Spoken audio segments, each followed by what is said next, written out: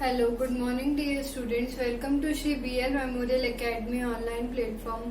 Last class में हमने क्या किया था, हमने एग्जाम्पल्स कंप्लीट कर लिए थे और ग्राफिकल रिप्रेजेंटेशन देख लिया था कि एक इक्वेशन को हम ग्राफ पे कैसे प्लॉट करते हैं। ठीक है, अब इसके आगे जो ग्राफिकल रिप्रेजेंटेशन में है वो क्या है, उस इक्वेशन के सॉल्यूशंस। क्या है? सॉल्यूशंस। तो सॉल्यूशंस कैसे कैसे होते हैं, उसे दो इक्वेशन दे रखी है हमें। चैप्टर का क्या नाम है? Linear pair of linear equation है। Linear equation in one variable है। तो क्या बोला, दो इक्वेशन दे रखी है हमको, दोनों इक्वेशन के क्या लाने हैं, हमें सॉल्यूशन लाने हैं। वो सॉल्यूशन किस किस टाइप के होते हैं, तो आज हम वो स्टडी करेंगे। आज हम इंट्रोडक्शन करेंगे सॉल्यूशन का, उनका ग्राफ कैसे बनता है, कैसा सॉल्यूशन होता है तो कैसा ग्राफ बनता है, वो आज हम पढ़ेंगे। ठीक है, तो देखो यहाँ पे सॉल्यूशन, सबसे पहले सॉल्यूशन क्या होता है। जैसे ये मैंने x + 2y बराबर 5 और x + y बराबर 10 मैंने ये लिख दिया। ठीक है, अब इन दोनों इक्वेशन में x और y की ऐसी वैल्यू जो सेम हो, जैसे 1 और 2, तो दोनों में 1 और 2 रखूं मैं, तो दोनों के आंसर क्या होने चाहिए, सही मैच होने चाहिए। वो क्या हो जाता है, किसी इक्वेशन का सोल्यूशन होता है। वो क्या हो जाता है, किसी इक्वेशन का सोल्यूशन होता है। मतलब मैं ऐसा कोई पॉइंट लूं जिसको मैं दोनों में रखूं तो उसका सोल्यूशन वो क्या हो जाए, राइट हैंड साइड और लेफ्ट हैंड साइड क्या आ जाए, उसकी बराबर आ जाए। लेफ्ट हैंड साइड और राइट हैंड साइड क्या होता है, ये होती है LHS लेफ्ट हैंड साइड और ये होती है RHS। तो हमेशा कोई भी इक्वेशन को प्रूफ करने के लिए हमें क्या लाना होता है, LHS को RHS के बराबर लाना होता है।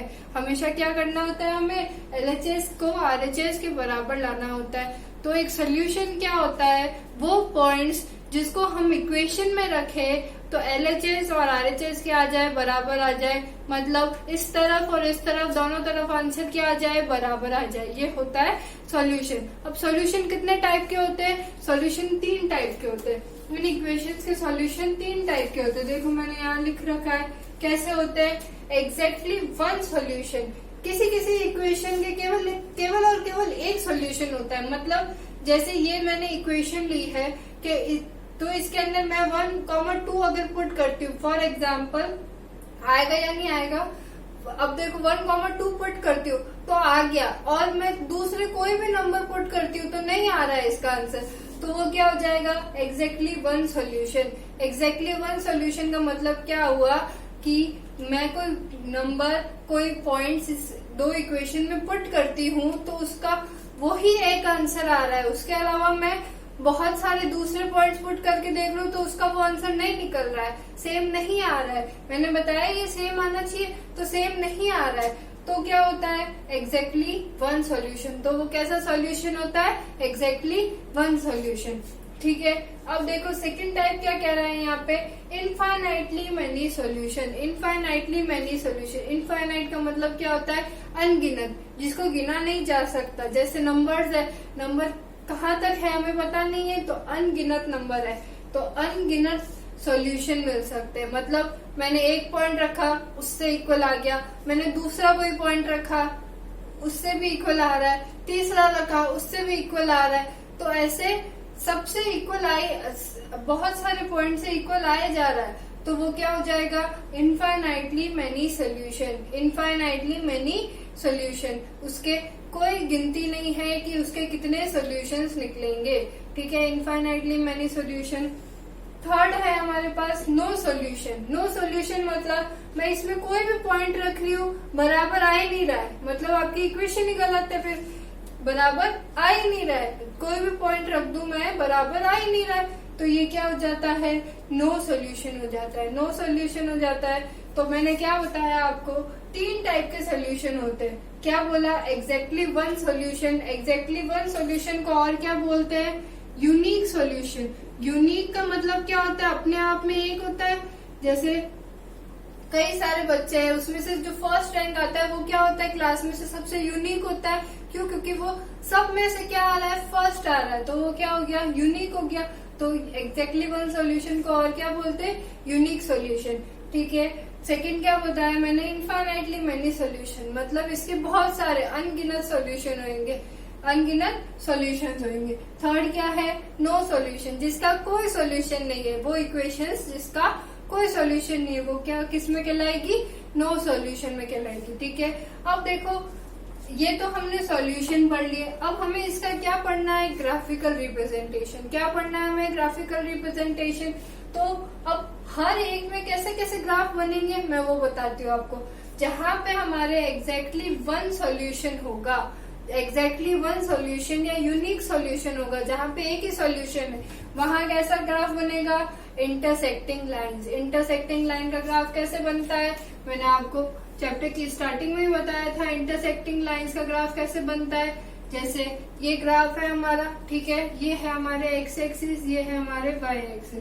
तो कुछ इस तरीके से इसका ग्राफ बनेगा। मतलब जो हमारी लाइंस बनेगी ग्राफ के अंदर, वो क्या करेगी, एक पॉइंट पे कहीं पे यूनिक एग्जैक्टली वन सॉल्यूशन है तो एक पॉइंट पे कहीं पे क्या करेगी, इंटरसेक्ट करेगी। क्या करेगी, इंटरसेक्ट करेगी। ठीक है, तो एग्जैक्टली वन सॉल्यूशन के लिए कैसा ग्राफ बनेगा, इंटरसेक्टिंग लाइन वाला। अब infinitely many solution, infinitely many solution के लिए कैसा ग्राफ बनेगा, कोइंसिडेंट लाइंस। कोइंसिडेंट लाइन, तो कोइंसिडेंट लाइन का ग्राफ कैसे बनता है, कोइंसिडेंट लाइन का मतलब क्या होता है, एक के ऊपर एक लाइन, एक के ऊपर एक लाइन आ जाती है। तो देखो ये एक्स एक्सिस है आपके, ये वाई एक्सिस है। तो अगर एक इक्वेशन का ग्राफ ऐसा बना है तो दूसरी इक्वेशन का ग्राफ भी इसके ऊपर ही लाइन ओवरलैप करेगी, एक के ऊपर एक लाइन आएगी। तो वो कैसी लाइन हो जाएगी, कोइंसिडेंट लाइन हो जाएगी। तो इनफाइनाइटली मैनी सॉल्यूशन में कैसा ग्राफ बनेगा, कोइंसिडेंट लाइन का ग्राफ बनेगा। कैसा बनेगा, कोइंसिडेंट लाइन का ग्राफ बनेगा। ठीक है, अब थर्ड क्या है, नो सॉल्यूशन। नो सॉल्यूशन में कैसा ग्राफ बनेगा, पैरेलल लाइंस का ग्राफ बनेगा। कैसा बनेगा, पैरेलल लाइंस का। देखो यहाँ पे थर्ड, ये वाई एक्सिस, ये एक्स एक्सिस। तो अगर एक लाइन ऐसे बनी है तो एक लाइन कैसे बनेगी, इस तरीके से। तो ये क्या हो गई, पैरेलल लाइंस हो गई। पैरेलल लाइंस क्या होती है, जो कभी नहीं मिल सकती है, वो जो कभी नहीं मिल सकती है वो क्या होती है, पैरेलल लाइंस होती है। तो देखो क्या देखा हमने, एग्जैक्टली वन सॉल्यूशन है, यूनिक सॉल्यूशन होगा, जब एक ही सॉल्यूशन होगा तो कैसा ग्राफ बनेगा, इंटरसेक्टिंग। इंटरसेक्टिंग क्या होता है, एक पॉइंट पे कहीं पे मीट करेगी। ठीक है, फिर इनफाइनाइटली मेनी सॉल्यूशंस होंगे, अगर बहुत सारे सॉल्यूशन होंगे उसके तो क्या होगा, कोइंसिडेंट लाइन। कोइंसिडेंट लाइन मतलब एक के ऊपर एक लाइन आएगी। ठीक है, नो सॉल्यूशन होगा तो कैसे बनेगा ग्राफ, पैरेलल लाइन का ग्राफ बनेगा, पैरेलल लाइन का ग्राफ बनेगा। ठीक है, अब एक बात बताइए, अगर ये इक्वेशन आपके सामने दे रखी है आपको, तो आपको कैसे पता चलेगा कि इसका एक ही सोल्यूशन है, या इनफाइनाइट है, या नो सोल्यूशन है, कैसे पता चलेगा। तो इसका भी एक मेथड होता है, क्योंकि देखो हम सब पॉइंट्स इसमें पुट करके तो देख नहीं सकते, क्योंकि पॉइंट्स तो कितने सारे, मैं 1,1 ले लूं, फिर 1,2 ले लूं, किसी पे आ जाएगा किसी पे नहीं आएगा। तो क्या करेंगे हम, इसका भी एक मेथड है, नेक्स्ट क्लास में हम वो मेथड सीखेंगे कि इसको कैसे पता करें कि इनफाइनाइट है या यूनिक सॉल्यूशन है या कोई सॉल्यूशन ही नहीं है इसका।